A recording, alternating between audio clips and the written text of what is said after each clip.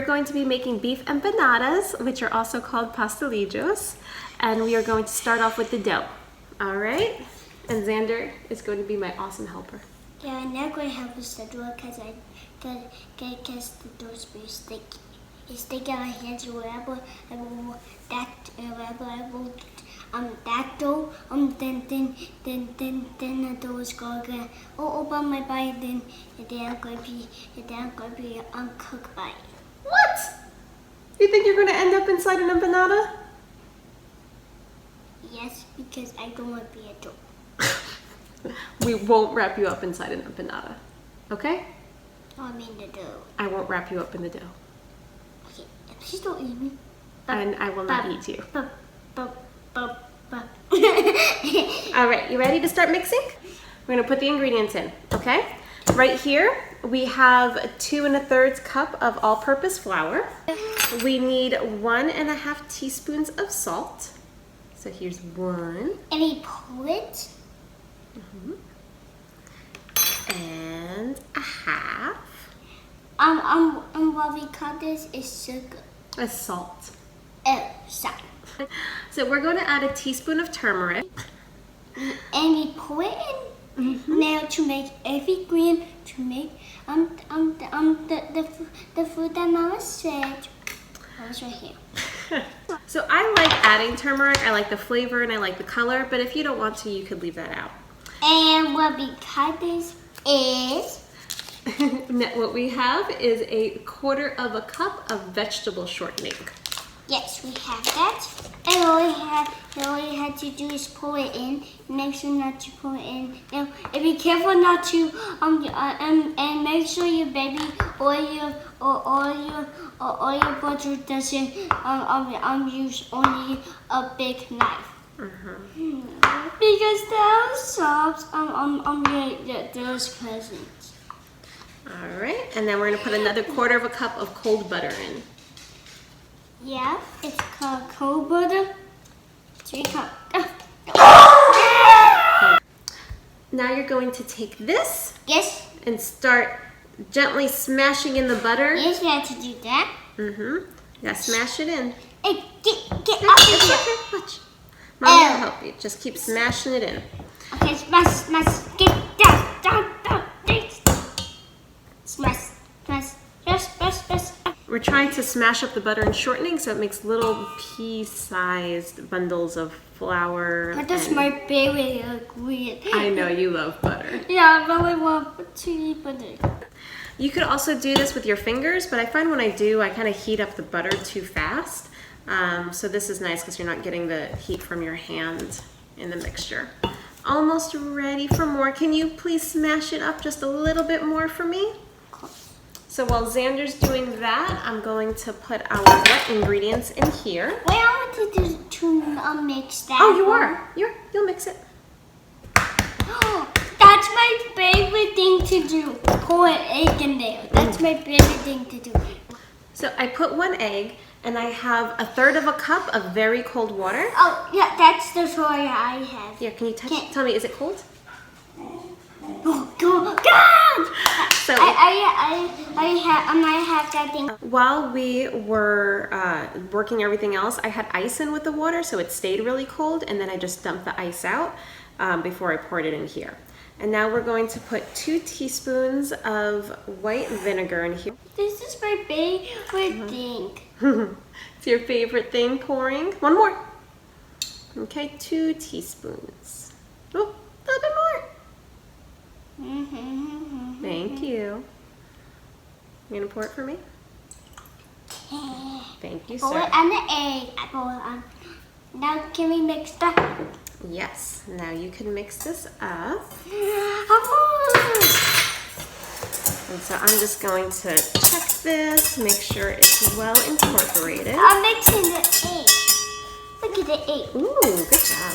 I'm gonna show them what good job you did. Look how good Xander did. He mixed that all up, huh, Zan? Good job. Thank you. You are welcome, sir. Can you please pour our wet ingredients into this? Ready to stir it up? Yes. Go ahead, baby. Stir. I'm gonna smell it. It is. Smells good. Smell it.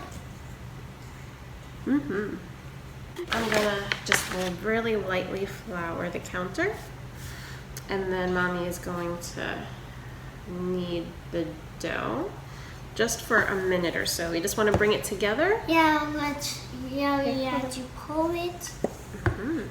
We have to get out there. Sure. Make sure to get all the butter out. We want all the butter, right? Yes. Butter is delicious. Xander's favorite ingredient. Yes.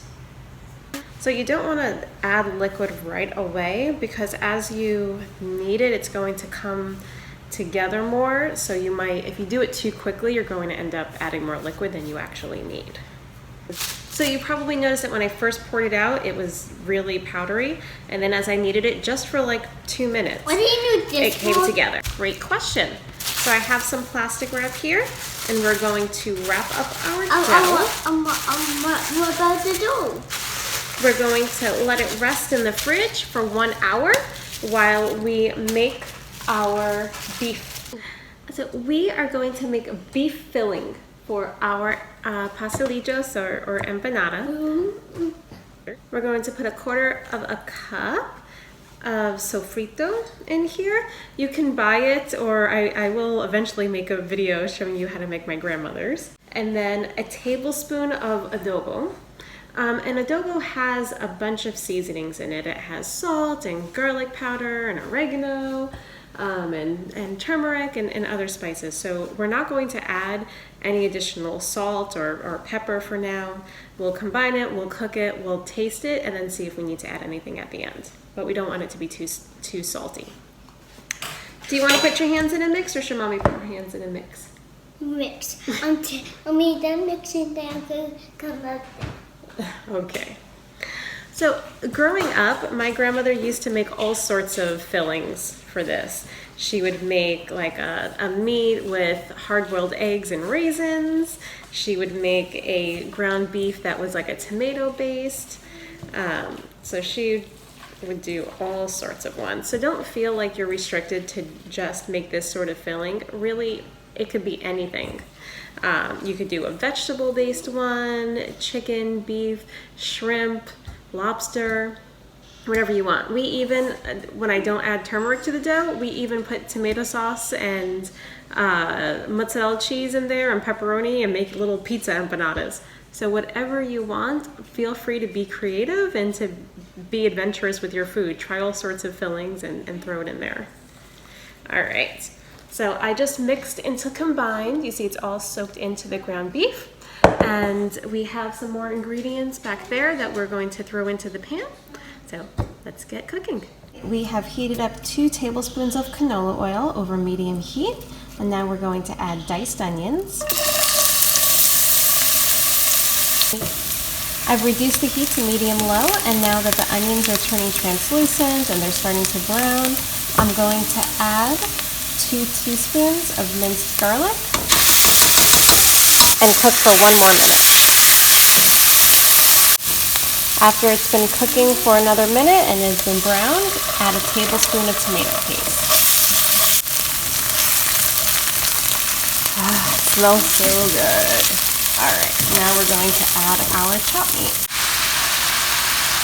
All right, you're going to let that cook and stir occasionally until it is cooked through. We are done browning our meat. We're going to add a tablespoon of cilantro, stir, and set aside to cool. I'm going to eat the dough. Well, no, we have to cook it first. Oh! Silly. Okay, I'm going to cut the dough into 12 pieces. I like to bake my empanada dough. You could also fry it if you'd rather do that. If you wanted to be all perfect about it after you roll it out, you can cut it into a perfect circle. I'm okay with them not being absolutely perfect, but it is up to you. You can see that we have a almost pretty good circle shape, and it is very, very thin. Probably about 1/4 of an inch, maybe more of 1/8 of an inch. So We want it thin, but you also need to make sure that it can hold your filling. So you don't want it to be like paper thin. Another couple of spoonfuls of filling right here on the bottom half.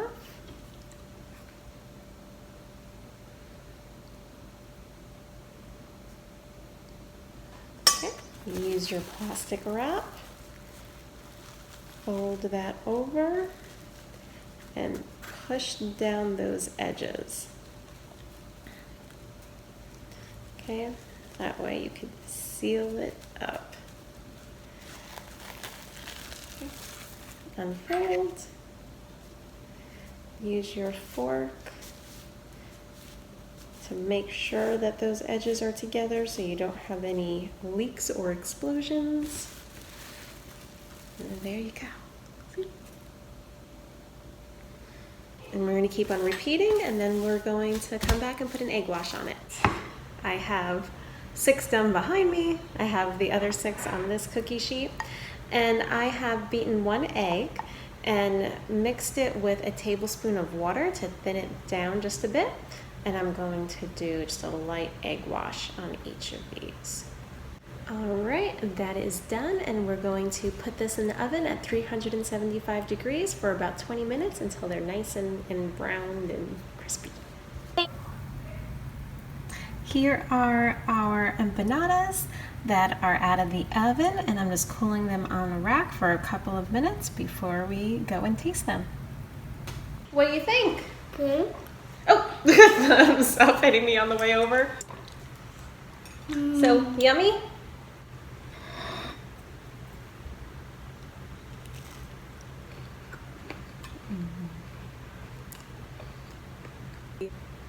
The crust is really flaky and almost like buttery, and you can taste the turmeric. It's really full of flavor. It's not just like a plain dough. It has so much flavor. And the filling goes so well with it. If you taste the filling on its own, you might think that it's a little bit salty, but once you put the dough around it, you want to keep in mind that it's going to absorb some of that saltiness, and it's really just perfect together.